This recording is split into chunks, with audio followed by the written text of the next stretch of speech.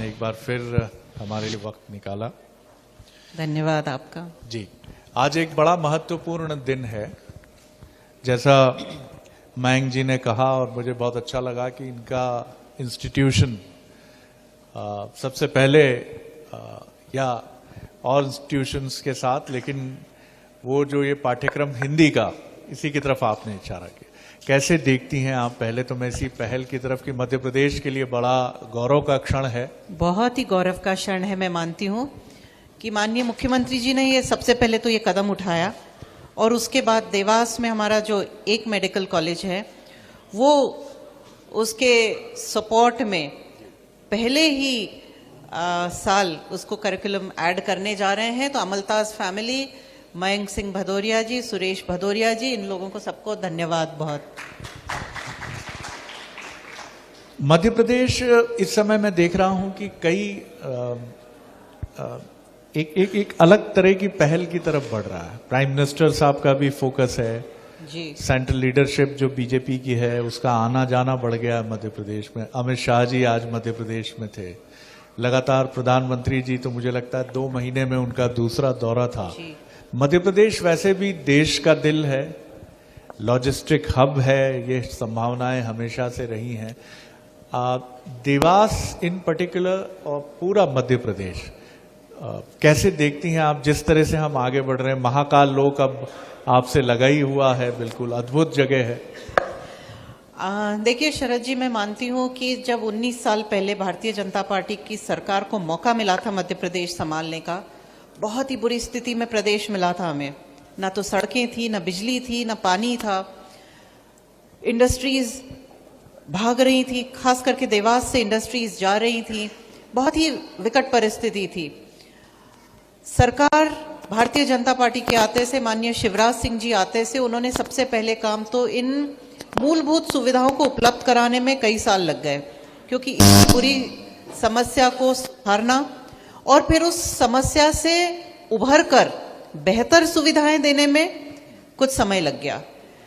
अब ये समय है कि पिछले 8-10 सालों से माननीय मुख्यमंत्री जी सारी समस्याओं को सुलझा के उनमें से उभर कर लोगों को मूलभूत सुविधाएं हम देवास में दे चुके हैं, और अब उसके बाद हम देवास के लिए और सपने देखने की हिम्मत कर पा रहे हैं, और उन सपनों को देखकर अब साकार होते हुए भी देख रहे हैं।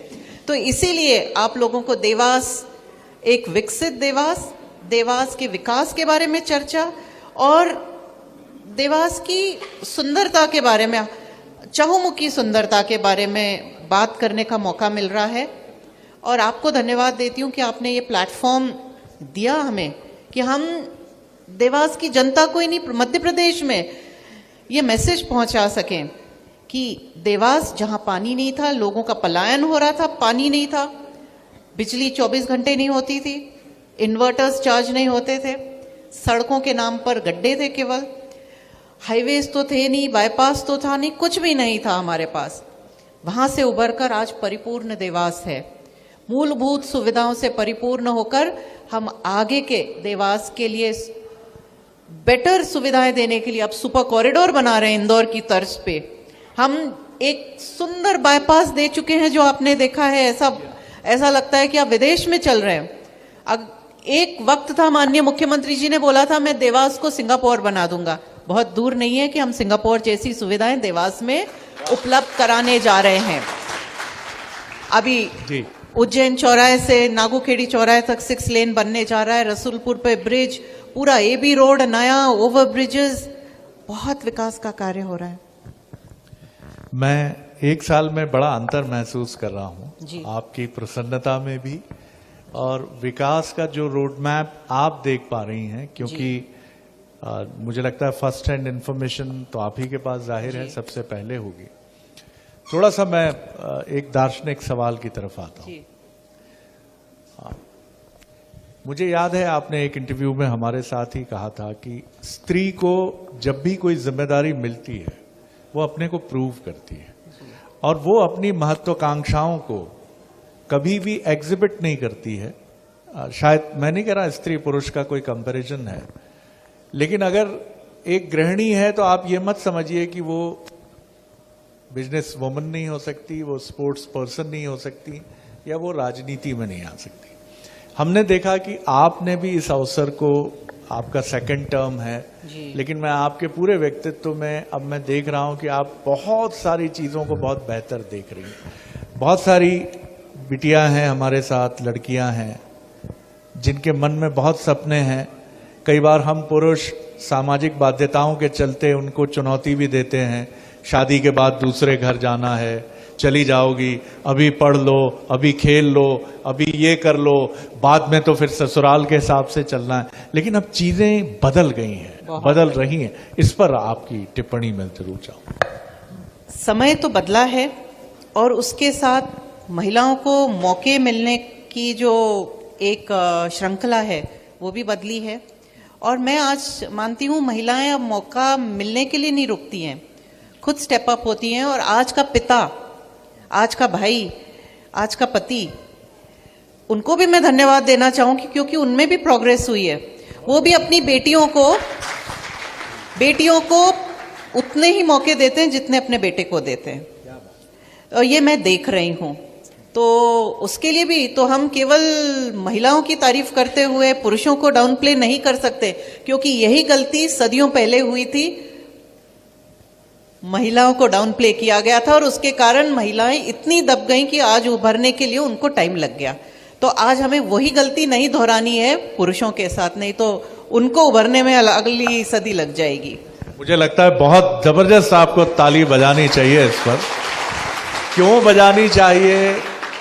एक स्त्री का मन कितना विशाल होता है, धरती से तुलना की गई है सनातन परंपरा में। आपकी टिप्पणी देखिए, मैं खुद सुनकर ये चामुंडा माँ की जगह है और उन्हीं की एक प्रतिनिधि है हमारे साथ। कमाल किया आपने, कितने बड़े मन से ये बात कह दी। जबकि हम लोगों का कहीं अभियोग आता है, उंगली हमारी तरफ उठती है कि मेल शॉविनिज्म है, पुरुषों का एकाधिकार है, दबदबा है, लेकिन आपने कहा कि वो उल्टा ना हो जाए कहीं। जी नहीं, हमें फ्यूचर के बारे में भी सोचना पड़ेगा। जब हम कोई चीज को ठीक करने जाते हैं तो उसे केवल ठीक नहीं करना है, वापस से वो ना दोहराई जाए उसकी भी व्यवस्था बनानी चाहिए। और आज मैं आपको थोड़ा सा रोक के बताना चाहूंगी, देवास में हमारे एसपी के नेतृत्व में महिला अपराध 0 टॉलरेंस पे है। ओहो, बहुत बढ़िया। बिल्कुल भी टॉलरेट नहीं किया जाता है महिला अपराध। सीएसपी बैठे हुए हैं हमारे यहाँ पे। इन जो पुलिस अधिकारियों ने जब ड्यूटी संभाली थी तो मेरा सबसे पहला आग्रह इन लोगों से यह था कि मुझे कोई भी बिटिया, कोई भी महिला के अगेंस्ट अपराध सहन नहीं होगा। अपराध तो किसी के अगेंस्ट भी सहन नहीं होगा, पर खास करके जब हम इन बेटियों को हाथ पकड़ के घर से बाहर निकाल रहे हैं तो उन्हें एक सुरक्षित देवास देना भी हमारी जिम्मेदारी है। तो उसके लिए भी हमने बहुत पहल की है और देवास में मैं बहुत गर्व के साथ बोल सकती हूँ कि महिला अपराध ऑलमोस्ट 0 है। ये मैं बधाई दूंगा। देवास के पुलिस कप्तान एडिशनल साहब हमारे साथ हैं और भी जो पुलिस सीएसपी साहब के बारे में मैंने सुना कि वो भी हैं यहाँ। बहुत बधाई, और बधाई आपको भी, क्योंकि मैंने एक किताब पढ़ी जब आज़ादी माय ब्रांड, और इसकी लेखिका ने ये कहा, अनुराधा बेनीवाल ने लिखी है ये किताब, कभी आप में से जो पढ़ते हो उनको, उन्होंने कहा कि मैंने पूरा यूरोप घूमा लेकिन मुझे कहीं छेड़छाड़ की घटना हिंदुस्तान की तरह, भारत की तरह स्त्रियों के साथ यूरोप में नहीं दिखी। तो मुझे ऐसा लगा किसी ने एक तमाचा मारा है मुंह पर, क्योंकि उंगली उठती है उस समाज की तरफ जिसके प्रतिनिधि हम भी हैं, पुरुष हों स्त्री हों। कई बार स्त्रियों पर भी अभियोग लगता है कि वो भी इसमें दबाव से, भय से, लोभ से शामिल होती हैं। लेकिन ये बहुत अद्भुत पहल है कि आपने ये सोचा और इसको इम्प्लीमेंट किया। अभी आपने अपना गौरव दिवस, स्थापना दिवस मनाया और ठीक नवरात्रि के पहले आपने ये बनाया। और अभी तक तो हम सुन रहे थे कि जबलपुर में सबसे बड़ा जो है ब्रिज बनने जा रहा है, फ्लाईओवर बनने जा रहा है 7 किलोमीटर से ज़्यादा का। लेकिन मुख्यमंत्री जी की बात हमने सुनी कि ये यहाँ मध्य प्रदेश का सबसे लंबा, अभी तक तो है, अब इसके बाद और मध्य प्रदेश में बनेंगे। विकास की होड़ है यहाँ तो ये तो सीएम साहब के आशीर्वाद से इससे बड़े बनेंगे प्रदेश में। तो क्या क्या बिंदु रहे, हम जरूर जानना चाहेंगे, मध्य प्रदेश जरूर जानना चाहेगा जी। क्या क्या संकल्प आपने वहां लिए, क्योंकि मुख्यमंत्री जी बहुत उत्साहित थे उसको लेकर। जी जी, हमने ये गौरव दिवस दोनों माताओं के चरणों में समर्पित किया था, क्योंकि देवास की पहचान ही देवियों का वास है। दोनों माताओं के मंदिर के कारण देवास कहलाता है ये, तो उनके लिए हमने समर्पित किया था। तो चुनरी यात्रा थी, भव्य भजन संध्या थी, महाआरती की हमने, जो सभी प्रोग्राम, कन्याओं के लिए 10,000 कन्याओं का भोजन किया पूजन करके। तो ये सब करके हमने हमारी धार्मिक आस्था को दिखाया है। देवास जिस नाम से प्रचलित है, जिसके लिए समर्पित है, उनको हमने श्रद्धा दी और बढ़ावा दिया है, क्योंकि देवास में एक रिलीजन बेस्ड, एक धार्मिक टूरिज्म जिसे हम बोलते हैं, उसको भी आगे बढ़ाने के लिए एक ये कदम था। और माननीय मुख्यमंत्री जी आए, उन्होंने हमारे विकास के कामों का बहुत तारीफ की उन्होंने। पर मैं एक बात बताना चाहती हूँ, देवास में सभी बोल रहे हैं कि विकास बहुत हुआ। सभी नगर निगमों के इलेक्शन जब हुए थे तो मुझे रिपोर्ट आई थी कि देवास उन नगर निगमों में से कि 1 नंबर का विकास हुआ था, सबसे ज्यादा विकास देवास में हुआ।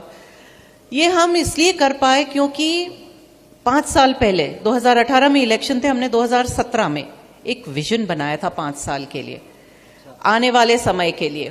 तो जो जो चीजें मैं करना चाहती थी अगले 5 साल में, उनका हमने एक विजन बनाया था, माननीय मुख्यमंत्री जी को वो पेश किया था। माननीय मुख्यमंत्री जी आए थे देवास, उनकी अध्यक्षता में बैठक हुई थी और हमने वो विजन उनके सामने पेश किया था।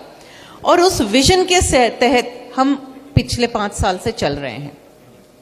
अगर उस विजन में सड़कें हैं, उस विजन में हॉस्पिटल हैं, उस विजन में मेडिकल एड है या एजुकेशन है, तो फिर हमें इजी हो गया कि उसे कैसे हासिल करना है, उसकी प्लानिंग करनी थी अगले अगले चरण में। तो बहुत ही सिस्टमैटिक तरीके से हमने उसको प्लान करके और एग्जीक्यूट किया, क्योंकि रैंडमली चलते जाएं कि आज माननीय मुख्यमंत्री जी ने 6 करोड़ दे दिए तो कहाँ लगाएं, 2 सड़क में लगा दें, 2 इधर लगा दें, 2 इधर लगाएं, तो नहीं होता है। आपके पास अगर विजन होता है, उस विजन को साकार करने में, जैसे आपके पास अगर एक चित्र है तो उसमें रंग भरना आसान हो जाता है। बहुत महत्वपूर्ण बात है। मैं फिर गुजारिश करूंगा आप सभी से कि इस कन्वर्सेशन पर अपने कान महत्वपूर्ण रखिए। जिंदगी में जिसको कहते हैं सुबह होती है, शाम होती है, उम्र यूं ही तमाम होती है, लेकिन ये आपके अपने देवास की बात है। आपके मन में कोई विचार हो, कोई सुझाव हो, और मैं सच बता रहा हूं आपको, ये जो जनप्रतिनिधि मेरे सामने हैं, ये 1 साल में ही बहुत बदल गई हैं। बदल इसलिए गई हैं कि इन्होंने विकास की उस सुगंध को बहुत करीब से अनुभव कर लिया है। और इन जनप्रतिनिधि का आत्मविश्वास ये भी है कि इन्हें ये भी मालूम पड़ गया है कि वो रास्ता कैसे है। 2017 में जिन्होंने 2023 तक का रोड मैप बना लिया था, तो अगला सवाल क्या होना चाहिए, क्या लगता है आपको? अगला विजन क्या है? जी, अगला विजन क्या है? हमने गौरव दिवस के मंच पे माननीय मुख्यमंत्री को आगे आने वाले कुछ सालों का विजन हम लोगों ने उनको एक पुस्तक के रूप में भेंट किया है। तो उसमें भी आगे के डेवलपमेंट की बहुत सारी डिटेल्ड वर्किंग है, उसमें भी आपने दिया हुआ। जी जी जी। तो आपने मतलब 2023 के बाद के 5 साल जो हैं उसका भी विजन? अभी हाँ, 2-3 साल का तो दिया ही है। जी जी। क्योंकि 5 साल का बनाते हैं, वो 2-3 साल में खत्म हो जाता है। मुख्यमंत्री जी थोड़े फास्ट चलते हैं, हमें हर काम फास्ट तरीके से, फाइल्स निपट जाती हैं, हमारे सैंक्शन हो जाते हैं काम। तो 5 साल का काम हम 3 साल में भी कर लेते हैं। वाह। तो मुख्यमंत्री जी का विशेषाधिकार है डिसीजन लेना, खासतौर से कैबिनेट के बारे में जी। लेकिन जिस तरह से आप आगे बढ़ रही हैं, ये मेरा सोचना है, जी। आपकी ना महत्वाकांक्षा है, मैं ये नहीं बोल रहा हूं, लेकिन हो सकता है कि देवास का प्रतिनिधि जिस तरह से तुकोजी, स्वर्गीय तुकोजी राव पवार साहब ने बहुत स्ट्रांगली रिप्रेजेंट किया, क्या कहते हैं आप लोग? हो सकता है देवास फिर बहुत जल्दी नजर आए, क्या कहेंगे इस पर? आज भी जिस तरह से मैं काम कर पा रही हूँ माननीय मुख्यमंत्री जी के आशीर्वाद से, उस तरह से भी मैं काम कर पाई तो मैं अपने आप को बहुत सौभाग्यशाली समझूंगी। ये कोई मंत्री बनने से कम अधिकार नहीं है हर विधायक को। आज माननीय मुख्यमंत्री जी के केवल मुझे ही नहीं, हर विधायक को उन्होंने ये अधिकार दे रखे हैं कि अगर विकास का काम हो और जरूरतमंदों के लिए अगर कोई काम है तो आपको तुरंत से वो सैंक्शन करके देते हैं। तो ये बहुत बड़ा आशीर्वाद है, इसका उपयोग जो चाहे जैसा कर लीजिए आप। मुख्यमंत्री जी की बात आपने की, हम लोग भी उनको देखते हैं कि इतने प्रतिस्पर्धा के दौर में, तनाव के दौर में शांत रहना, हमेशा बड़े बड़े कार्यक्रमों में कब वो एक आयोजक में बदल जाते हैं खुद को, वो ये इंतजार नहीं करते कि ये बुके कोई उठाकर लाए, उनकी बेचैन निगाहें ढूंढती रहती हैं, लाइए मुझे दीजिए, ये क्या है, वो कौन आया, वो क्यों बैठा, वो उधर से क्या हो रहा है। बड़े बड़े कार्यक्रमों में तो हमने उनको संचालन करते हुए देखा है। और मेरे देवास के एक कार्यक्रम में उन्होंने खुद उठ के बोले मैं संचालन करता हूं। क्या क्या उनके लिए भी ताली होनी चाहिए, मुझे लगता है ये उनकी सहजता है, सरलता है, एक अलग। कैसे आप देखती हैं जब आपकी बैठकें होती हैं उनके साथ विकास की? हमने हमेशा देखा है कि आपके प्रति, देवास के प्रति उनका नजरिया बहुत उदार है। बहुत सरल, सौम्य और जनता से सबसे जुड़े हुए मुख्यमंत्री हैं। मैं नहीं मानती कि इससे पहले या कुछ सालों तक ऐसा जन नेता देखने को मिलेगा जो हर व्यक्ति से, अगर मैं मानती हूं कि आकर वो खड़े हो जाएं तो हजारों लोग तो ऐसे ही एकत्रित हो जाएंगे। तो जो एक आकर्षण है उनका लोगों में, वो उनके काम के कारण है। उन्होंने काम ऐसा किया है बच्चों के लिए, महिलाओं के लिए, पुरुषों के लिए, किसी एक कैटेगरी को उन्होंने अलग से नहीं छोड़ा है। हर श्रेणी में उन्होंने काम करके ये इज्जत कमाई है इन 19 सालों में। तो कमाई हुई इज्जत का मैं मानती हूं एक अलग ही महत्व होता है। और हमारे माननीय मुख्यमंत्री जी ने काम कर कर, लोगों के प्रति समर्पित होकर जो काम किया है, उसका फल लोग उनको देते हैं इज्जत देकर। बहुत अच्छी बात आपने कही। 2018 में हमने देखा कि एक बड़ा स्टिफ कंपटीशन रहा, बड़ा नेल बाइटिंग फिनिश थी। ऐसा नहीं था कि बीजेपी बहुत पीछे चली गई थी, एक बहुत ही नजदीकी मुकाबला था, जिसको क्रिकेट में आप कहते हैं कि आखिरी बाल पर फैसला होता है, वैसा फैसला था। अभी सिविक बॉडी इलेक्शंस में भी हालांकि बीजेपी ने बहुत स्ट्रांगली एज लेकर चली, लेकिन कुछ जगह कांग्रेस ने बीजेपी को चौंकाया।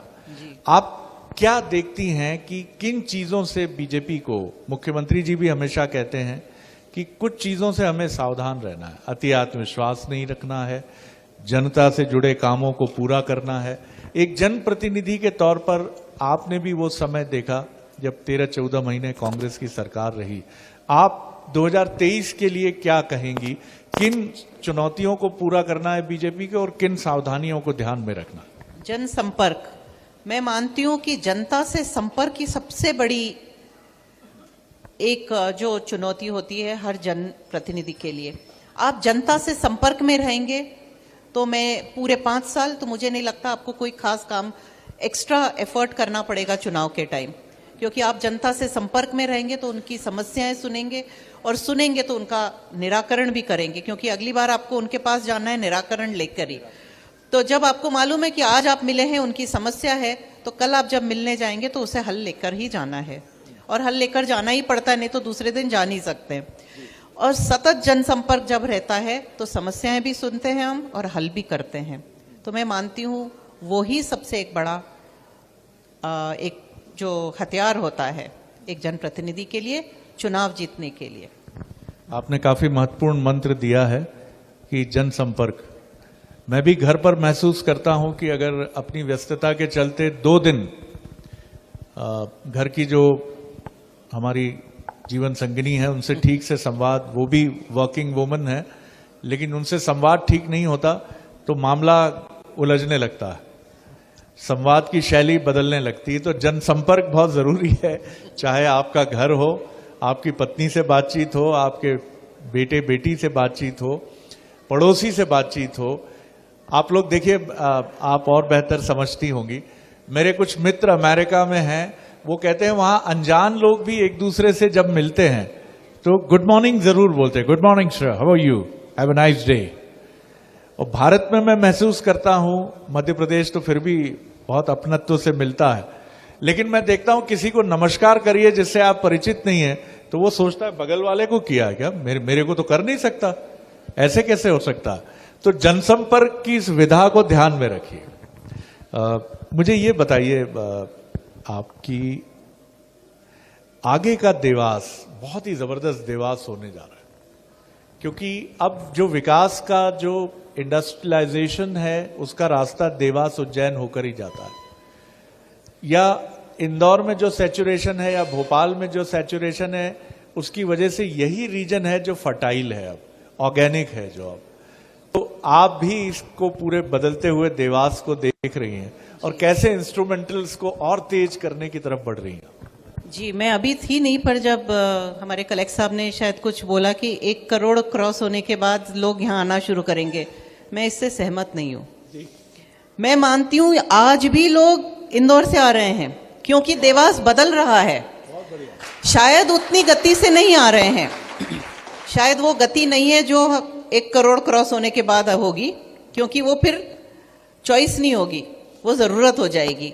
आज लोग चॉइस से देवास आ रहे हैं क्योंकि यहाँ पे ज्यादा हरियाली है, यहाँ ज्यादा सुविधाएं हैं, और कहीं ना कहीं इंदौर, उज्जैन, भोपाल के बीच में हम सैंडविच्ड हैं, पर हमने हमारी पहचान नहीं खोई है। मैं हमेशा से बोलती हूँ देवास का विकास होगा, जो हमारा विजन है विकास का उसमें देवास का विकास होगा, पर हमें ना तो बॉम्बे बनना है, ना दिल्ली बनना है, ना इंदौर बनना है। हमें देवास को ही देवास के हिसाब से विकसित बनाना है, सर्व सुविधाएं युक्त देवास बनाना है, क्योंकि आज के देवास में हमारे पास संस्कृति है, आज के देवास में हमारे पास धार्मिक धरोहर है, आज के देवास में हमारे पास हर वो चीज है जो बड़ी सिटीज में गुम हो चुकी है। तो मैं चाहूंगी कि संस्कार है सबसे बड़े, तो उन सब चीजों को हम उन धरोहर को सहेज के रखते हुए एक विकसित देवास बना सकें। ये एक विजन का बहुत ही इंपॉर्टेंट पॉइंट है, तो उसको हमें सजो के रखना है। वाह, और इसकी धारा आपके परिवार में जाती ही है। शीलनाथ जी जो जिनकी समाधि यहाँ है और आप ही के एंसेस्टर्स, उनके अंदर ऐसी भावना थी कि उन्होंने देवास का पूरा शासन संचालन ही एक संत को सौंप दिया था। सांकेतिक इसलिए कि संत तो संत ही हैं, लेकिन ये आपके परिवार की वो परंपरा है जिसको मैं भी पढ़ता हूँ और जानता हूँ उसके बारे में। तो ये बिल्कुल ठीक बात है कि आप जैसे हैं वैसे ही पसंद किए जाते हैं। मुझे ये भी बताइए कि काफी बड़ी संख्या में यंग जनरेशन हमारे साथ है, यहाँ भी है, इनके लिए आप क्या देखती हैं? क्योंकि अच्छे एजुकेशनल इंस्टीट्यूट्स बहुत ज़रूरी हैं और आप बहुत ही आइडियली प्लेस्ड हैं इंदौर के, जो मध्य प्रदेश का एजुकेशनल हब है। क्या देवास भी एमरजेंस उसका भी एक बेहतरीन एजुकेशनल सेंटर के तौर पर होने जा रहा है? एजुकेशन हमेशा से विकास का एक बहुत ही अहम पहलू रहा है और रहेगा, और देवास के विकास में भी रहेगा। अभी मेरे कार्यकाल में ही 2 बहुत बड़े कॉलेजेस के भवन हमने बनाकर लोकार्पित किए हैं, एक साइंस कॉलेज और लॉ कॉलेज। माननीय मुख्यमंत्री जी ने मुझे 6.5 करोड़ एक कॉलेज के लिए दिया है। आप देखेंगे तो इस बिल्डिंग के बराबर से भव्य कॉलेजेस बनकर तैयार हैं, पर वो थोड़े से आउटस्कर्ट पे हैं, तो जाने के रास्ते अभी तैयार नहीं हुए थे। इस बजट में वो सैंक्शन हो गए हैं, उनका टेंडर हो गया है, और मैं मानती हूं कि अगले टर्म से एजुकेशन जो अपना टर्म स्टार्ट होगा जुलाई से, तब तक हमारे ये कॉलेज रास्ते बन जाएंगे, बसेस की सुविधाएं शुरू हो जाएंगी। तो 2 नए कॉलेजेस, हमारे ऑलरेडी कॉलेजेस हैं ये, पर ये बड़े कॉलेजेस में शिफ्ट होंगे। जैसे लॉ कॉलेज है, वहां पर एक प्रॉपर कोर्ट रूम बना हुआ है उसमें, जहां बच्चे प्रैक्टिस कर सकेंगे कि कोर्ट की प्रक्रिया कैसे चलती है। तो इस तरह की सर्व सुविधाओं से उपलब्ध करके हमने वो कॉलेजेस बनाकर लोकार्पित किए हैं। इसके बाद भी और भी जो भी जरूरत लगेगी, सीएम राइस स्कूल देवास में आ गया है शहर में, और दूसरे स्कूल्स का उन्नयन वक्त वक्त पर हो रहा है, तो उसकी तरफ भी खासा ध्यान है हमारा, और एजुकेशन को प्राथमिकता से विकास में हम संजोकर आगे बढ़ेंगे। बिल्कुल ठीक है। एक बड़ा दिलचस्प किस्सा आपके साथ शेयर करता हूं, छोटी सी बात है। मैं दिल्ली कॉलेज जो इस समय हेड कर रहे हैं विक्रम जी के साथ मेरा एक छोटा सा संवाद हो रहा था, तो उन्होंने कहा, शरद जी एक कोर्स ये भी है दुनिया में कि आप खाते पीते किस तरीके से हैं, खासतौर से अगर आप 50 लोगों के बीच में आमंत्रित हैं, तो एक सोसाइटी ऐसी भी है दुनिया में जो एटिकेट्स आपके देखती है। देखिए, इसको किसी और रूप में मत देखिएगा। मैं जब अपनी होने वाली जीवन संगिनी को देखने गया और बाद में जब हम बात कर रहे थे, तो उन्होंने कहा, आप जो बंगाली मिठाई आई थी उसको आप बड़े अजीब तरीके से खा रहे थे। तो मैंने कहा, ये किस तरह के एटिकेट्स यहाँ ये फॉलो कर रहे हैं। तो मुझे ये चीज समझ में आई कि हम सब एक दूसरे पे निगाह तो रखते हैं। जब मेरी होने वाली श्रीमती जी उस समय की, वो देख सकती है कि मेरा चम्मच सीधा जा रहा है कि टेढ़ा जा रहा है, तो जाहिर तौर पर सीएम राइज स्कूल आ रहा है, तो एजुकेशन टोटलिटी में अब एजुकेशन है जो आत्मविश्वास के साथ दुनिया का सामना करने का एक लेसन भी आपको बताए। 2-3 सवालों के साथ मैं कंक्लूड करूंगा, क्योंकि इसके बाद प्रेजेंटेशन पार्ट भी है और डिनर के लिए भी सब, खासतौर से जो यंग हमारे यहाँ इनवाइटीज हैं, वो इंतजार उनको होगा ही। आगे आप कैसे देखती हैं आपके सपनों का देवास? आपने सारा उसका विजन खाका तो मुझे रख दिया, लेकिन अभी अपनी 2-3 प्रायोरिटीज के बारे में हमें बताइए जिन पर आप बहुत ताकत से काम कर रही हैं। जी। अभी एक शंकरगढ़ पहाड़ी है हमारी, जिसका प्राकृतिक सौंदर्यता बहुत ही अनोखी है। कभी आप, मैं बोलूंगी आपको ड्राइव पे ले जाएं कोई, बहुत ही सुंदर पहाड़ियां हैं। उनके ऊपर हमने टूरिज्म से प्रस्तावित किया है हमने फिल्म सिटी के लिए। अगर वहां फिल्म सिटी सैंक्शन हो जाती है, प्रस्तावित है अभी, अगर फिल्म सिटी सैंक्शन हो जाती है तो वहां पे फिल्म के सभी पहलुओं के छोटे कॉलेजेस होंगे, ट्रेनिंग सेंटर्स होंगे, फिल्म शूटिंग के लिए वहां पे स्टूडियोज बनेंगे, तो बहुत ही बड़े स्केल पे देवास के युवाओं को रोजगार भी उपलब्ध होगा, क्योंकि बाहर से लोग जो पढ़ने आएंगे उनके लिए भी रहने की जगह होगी वहां पे। तो ओवरऑल डेवलपमेंट, एक जैसे आप रामोजी सिटी है साउथ में, वो बहुत ही बड़ी है, उस लेवल का नहीं, पर एक छोटे लेवल की फिल्म सिटी हमने देवास के लिए प्रस्तावित की है। अगर वो प्रस्तावित माननीय मुख्यमंत्री जी के पास है अभी, वो जैसे ही वो वहां से सैंक्शन होती है तो ये एक बहुत ही बड़ी उपलब्धि होगी देवास के लिए। उसके बाद एक कार्गो एयरपोर्ट देवास के लिए हमने मांगा है, और क्योंकि देवास शहर में नहीं आ सकता और मेरा ग्रामीण उज्जैन की तरफ है, वो आएगा इधर हाटपिपलिया तरफ, अगर वो आ जाता है वो भी प्रस्तावित है। डोमेस्टिक प्लस कार्गो रहेगा वो, अगर वो हो जाता है तो आप मान के चलिए डेवलपमेंट उसके आसपास किस प्रकार का होगा, केवल आप सोच सकते हैं। निश्चित तौर पर, और ये जो आपने कार्गो एयरपोर्ट की बात की है, ये बड़ी जबरदस्त चीज है। ये तो 1-2 बड़ी बड़ी उपलब्धियां हैं, बाकी छोटी तो हमने देवास में बहुत कर दी। हमने कलेक्ट्रेट नया बना दिया है, नगर निगम भवन नया बना दिया है, एसपी ऑफिस नया बन गया है, तहसील भवन नया बन गया है। मैं नहीं मानती हूं कि कोई भी बिल्डिंग बची है सरकारी जो अब बची। बस स्टैंड जरूर था पुराना और शहर के बीच में था, तो वो भी हमने अब उठा के बाहर बनाना शुरू कर दिया, वो भी नया हो जाएगा। रास्ते सड़कें सभी बड़ी चौड़ी हो रही हैं, तो हम देवास को सुरक्षित ही नहीं, सुंदर ही नहीं, विकसित भी करना चाहते हैं। चौमुखी विकास का सपना है। बढ़ना चाहती हैं। कंक्लूड करूंगा इस सवाल के साथ कि प्रियंका गांधी जी ने उत्तर प्रदेश में नारा दिया, लड़की हूं लड़ सकती हूं, और 50% टिकट्स दिए। ये अलग बात है कि इसके बाद भी वो चीज वैसी जैसी उतरनी थी। आप किस तरह देखती हैं आपके यहाँ पार्टी संगठन में महिलाओं के लिए बढ़िया रिजर्वेशन है, अच्छे ढंग से उनको जगह दी गई है। विधानसभा चुनाव में सभी पार्टीज के लिए ये बात उठती है कि जितना रिप्रेजेंटेशन आना चाहिए, बात सिर्फ बीजेपी की नहीं है, सभी पार्टीज में जितना रिप्रेजेंटेशन आना चाहिए नहीं। क्या आप इसके लिए क्या फार्मूला सोचती हैं, किस तरह का कोई फार्मूला हो? क्योंकि उत्तर प्रदेश का उदाहरण ये भी बताता है कि टिकट देना ही महत्वपूर्ण नहीं है, योग्य प्रत्याशियों को देना, जनता के बीच में जिनकी एक्सेप्टेंस हो उनको टिकट देना ज्यादा इंपॉर्टेंट है। मैं मानती हूं कि महिला विधायक और होनी चाहिए, महिलाओं का प्रतिनिधित्व विधानसभा में बढ़ना चाहिए, पर वो अपने आप होगा वक्त के साथ। महिलाओं को भी इंटरेस्ट लेना पड़ेगा पॉलिटिक्स में।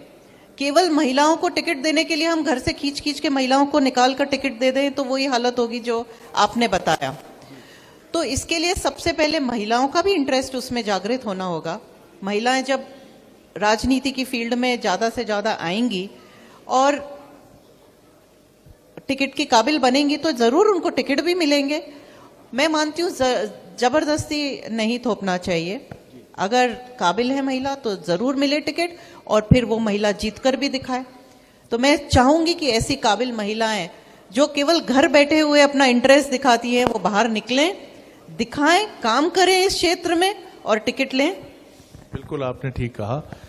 और जैसा आपने भी कहा कि पुरुषों को भी इसमें बड़े मन से सामने आना ही चाहिए कि उनके घर भी प्रतिभा की पुंज, उनकी जीवन संगिनी भी हो सकती है, उनकी बेटी भी हो सकती है, उनकी बहन भी हो सकती है। मौका उनके लिए भी इक्वली उन्हें सामने आना चाहिए। ये सवाल आखिरी है और थोड़ा जटिल है।